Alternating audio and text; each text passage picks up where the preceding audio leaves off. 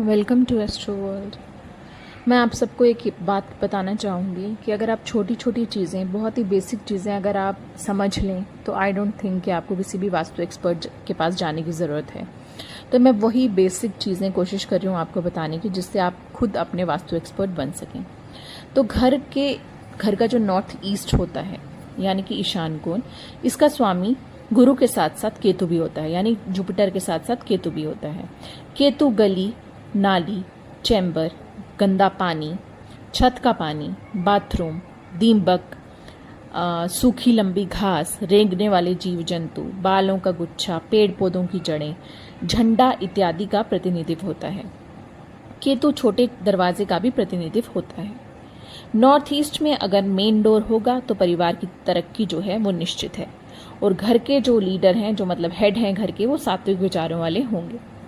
परिवार का जो बड़ा बेटा होगा वो बहुत ही मतलब अच्छे उसके जो विचार होंगे, और उसके साथ साथ उसका समाज में है वो सम्मान, प्रसिद्धि, उसका नेम फेम और उसकी इज्जत जो है वो उसको मिलती रहेगी।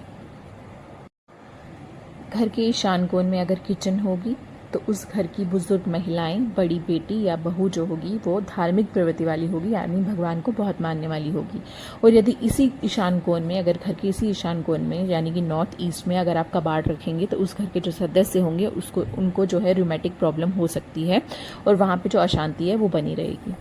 और अगर यहाँ पे मतलब गोल्ड ऑर्नामेंट्स, इस कोण में अगर गोल्ड ऑर्नामेंट्स और मनी रखी जाए तो उस घर की बेटी जो होगी वो बहुत बुद्धिमान होगी और बहुत अधिक प्रसिद्ध होगी। घर के इस कोण में पूजा घर या फिर कुआं जो है बहुत ही शुभ माना जाता है। अगर ऐसा वहाँ होता है तो घर के सदस्य जो हैं उनका मन बहुत शांत रहता है और बहुत शांति में रहते हैं।